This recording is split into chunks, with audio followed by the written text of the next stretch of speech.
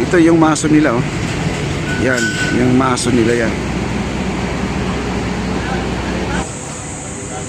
Lahat yan guys, naka-safety shoes.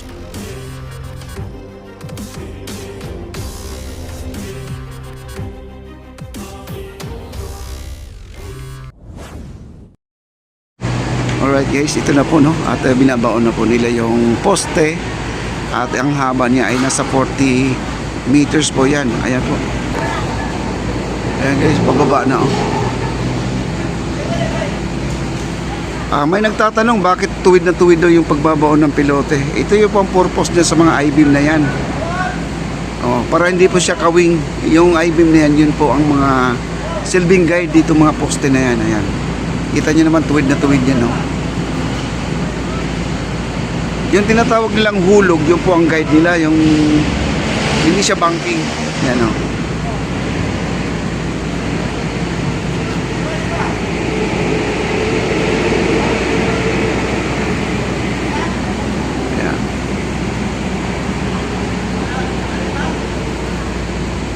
Grabe ang taas yan guys, pero safe naman tayo dito dahil ang crane na yan, bali dalawa ang support na tali yan sa taas, no?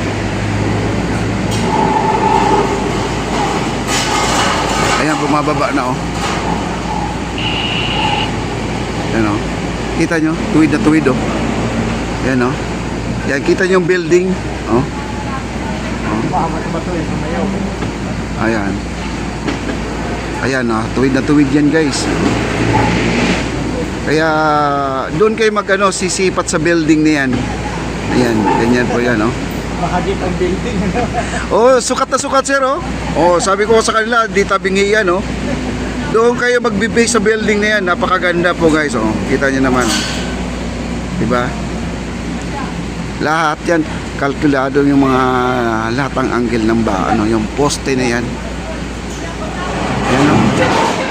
Ayan, kita mo, gumagalaw yung bar sa sobrang bigat ng pilote.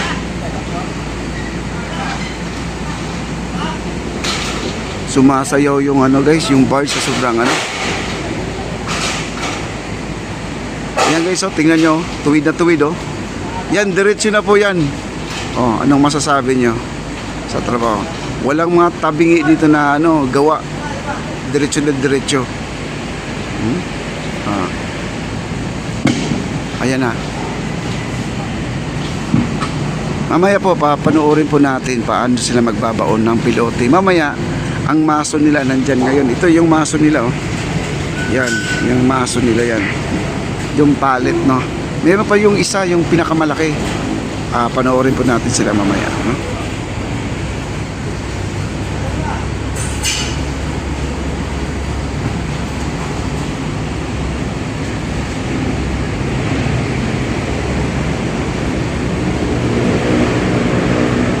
Babagsak pa niya yan, babagsak pa. Ayan, dahan-dahan na po bumababa guys. Ayan, oh.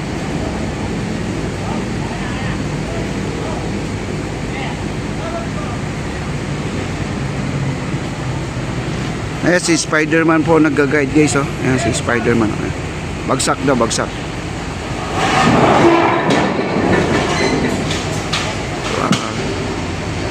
Grabe, lakas. May bato daw, may bato. Ngayon guys, pa-scuba na naman yun, no? May mag-scuba sa ilalim o kukunin yung bato. Pero yung mga bato na yan ay hindi basta-basta, mabigat po yan.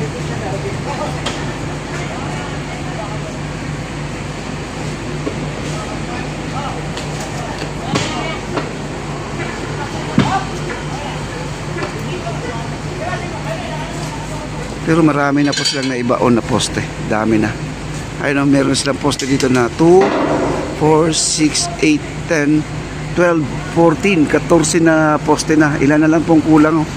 2, 4, 6, 8, 2, 4, 6, 6 na lang po ang kulang guys. Sila po ay tumatama sa 20 na poste na po dito sa Arroceros.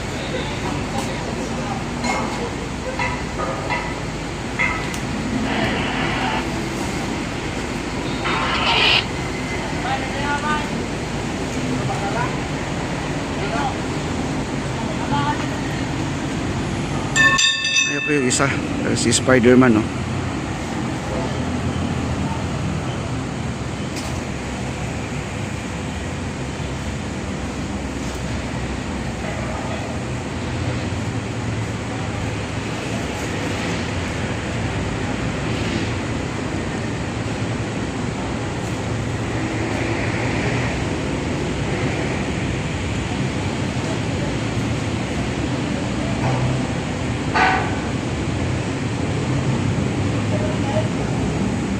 Kaya i-fix na po nila, i-welding.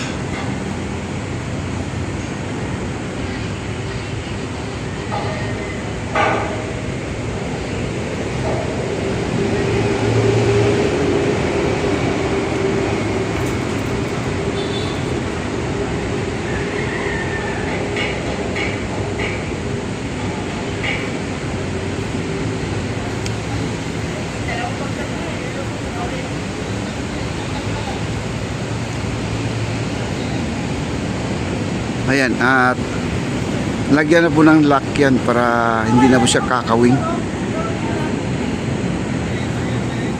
Tapos pupukpukin na lang mamaya. Ayun na yun. Kasi normal lang po yan na pag binupukpok po ito guys, may mga malambot, may matigas na lupa.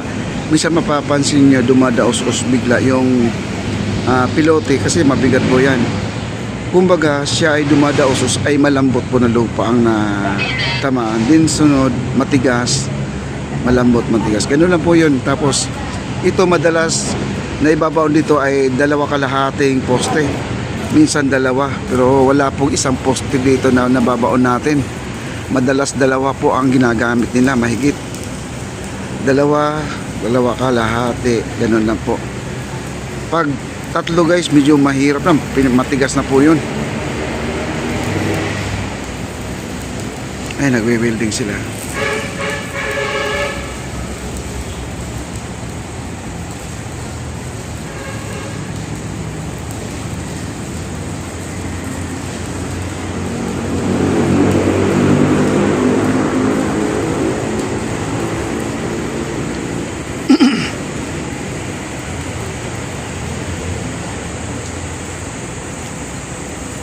Ayan yung bars, laki.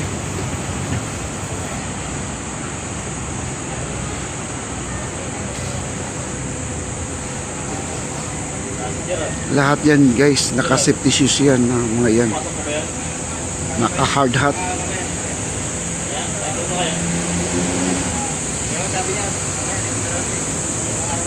Grabe no, ganda na magtrabaho ng ganito na kompleto sa gamit. Ayan po. Dito meron na po silang 16 na pilote na ibaon dito sa may Arroceros. Dito na 6 na lang po ang kulang nila, 6 na lang po. Ayan po nung. Abang-abangan na po natin. At mga ilang araw po ay makakaapak na po tayo dito sa ibabaw ng Arroceros guys.